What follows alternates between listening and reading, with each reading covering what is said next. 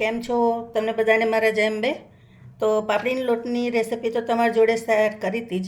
તો આજે હું ખાટા લોટની રેસિપી શેર કરું છું. તો પાપડીનો લોટ જે બનાવીએ તે ચોખાના લોટથી બને છે, અને ખાટો લોટ જે બનાવીએ તે આવી રીતે ઘઉંનો કરકરો લોટ, જે તમે કંસાર બનાવો પછી લાડવા બનાવો એ લોટથી બને છે. તો આવી રીતનો લોટ છે. તો 1 કપ એ લોટ લીધો છે. ટોટલ આપણે 2 કપ લોટ લઈશું, જે 3 થી 4 વ્યક્તિને થઈ રહેશે. તો આવી રીતે બીજો કપ પણ એડ કરી દેવા એનો.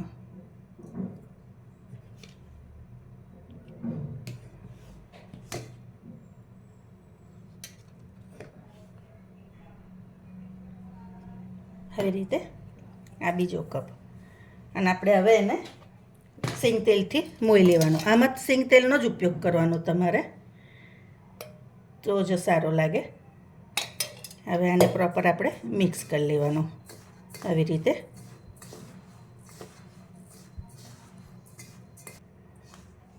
તો જો બરાબર તેલ મિક્સ થઈ ગયું છે લોટમાં, આવી રીતના થઈ જવું જોઈએ. હવે આપણે એને સાઈડ પર રવા દઈશું. હવે આ ફ્રેન્ડ્સ આપણે કઢાઈ લેવાની, અને એમાં 2 ચમચી સિંગ તેલ એડ કરવાનું. અમને અત્યારે થોડુંક ઓછું રેડવાનું, કારણ કે પછી ઉપર પણ આપણે રેડવાનું છે એટલે.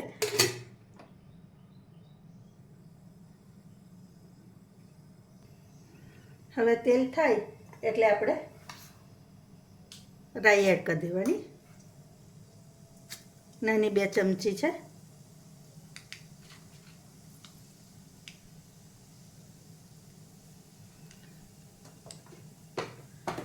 પછી રાઈ તતડવા આવે ને એટલે આપણે થોડુંક જીરું એડ કરવાનું.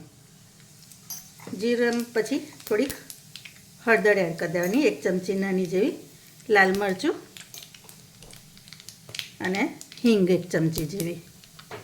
આવી રીતે મેં બોટલમાં રાખી છે, એટલે તમારે ખોલવામાં પ્રોબ્લેમ ના થાય અને એ ના કરવું પડે.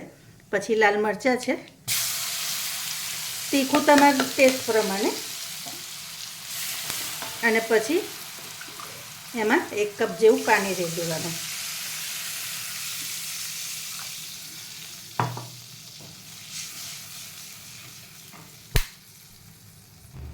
પાણી આવું ઉકળે એટલે આપણે 1 કપ છાશ એડ કરી દેવાની. તો છાશ ખાટી લેવાની.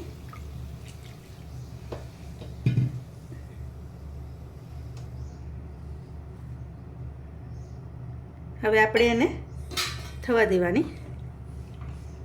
મીઠું અત્યારે નહીં એડ કરવાનું, મીઠું થોડાક લાસ્ટમાં કરીશું. છાશને બરાબર ઉકળી જવા દેવાની. છાશ આવી રીતે ઉકળે એટલે ફ્લેમ આપણે ધીમી કરી દેવાની. ધીમી કરીને આ મીઠું છે, તો તમારા ટેસ્ટ પ્રમાણે મીઠું એડ કરી દેવાનું. આમાં મીઠું થોડુંક ઓછું હોય ને તો ચાલે, કારણ કે ઉપરથી સંભાર મસાલો એડ કરવાનો હોય એટલે. પછી આપણે થોડોક લોટ એડ કરી અને હલાવતા જવાનું. તમે આવી રીતે વેલણથી કરી શકો કે સ્પેચ્યુલાથી કરી શકો.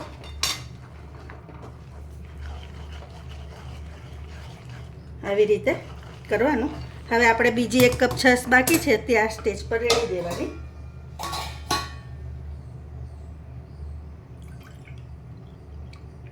અને બને ત્યાર સુધી છાશ ખાટી જ લેવાની.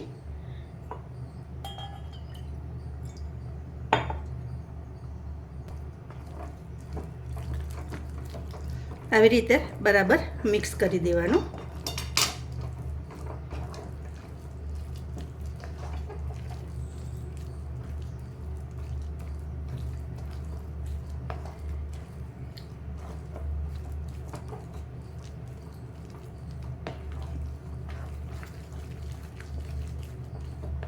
જે રીતે પાપડીનો લોટ હલાવીએ ને એ રીતે ફ્રેન્ડ્સ આને હલાવવાનો. હવે આ મને જરાક પાણી ઓછું લાગે છે હજી, એટલે હું અડધો કપ જેવું પાણી ફરી એડ કરીશ. તો આટલું પાણી અત્યારે એડ કરું છું.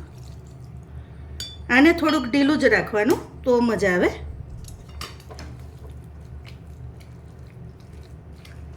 અને આ ધીમી ફ્લેમ પર જ કરવાનું, ફૂલ ફ્લેમ પર કરશો તો બળી જશે, નીચે દાજી જશે.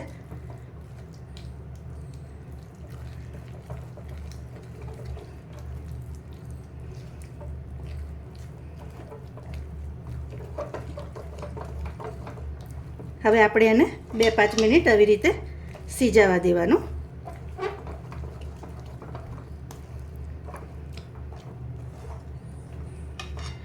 લાસ્ટમાં ઉપર આપણે સિંગ તેલ એડ કરી દઈશું થોડુંક, એટલે એની શાઇનિંગ આવી જાય.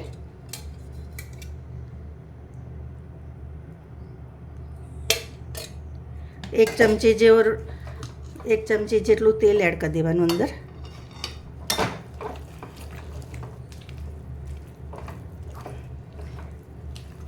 હવે આને આપણે 5 મિનિટ રવા દઈશું. 5 મિનિટ પછી હું તમને ફરી બતાવું. હવે ગેસ બંધ કરી દેવાનો અને સિજાવા દેવાનું. આપણે એને ગેસ બંધ કરી દઉં છું અને ઢાંકીને 5 મિનિટ રવા દઈશ. તો ફ્રેન્ડ્સ, આપણો લોટ તૈયાર છે. તો હવે આપણે સર્વિંગ પ્લેટમાં લઈ લઈશું. તો ફ્રેન્ડ્સ, તૈયાર છે આપણો ખાટો લોટ.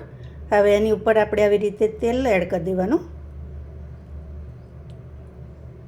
આમાં તેલ વધારે જાય છે કારણ કે તો જ મજા આવે. અને સંભાર મસાલો તમારે આવી રીતે એડ કરી દેવાનો. તો તમે જોઈ શકો છો, ખૂબ સરસ લાગે છે. તો જો તમને મારી રેસીપી કેવી લાગી એ ચોક્કસથી કહેજો. લાઇક, શેર, સબસ્ક્રાઈબ કરજો. ઘરમાં કશું ના હોય ને તો આ લોટ ફટાફટ બની જાય છે. તો અને હેલ્ધી પણ છે. તો આ લોટ ખવાય. તો તમે પણ એકવાર ટ્રાય કરજો. Thank you.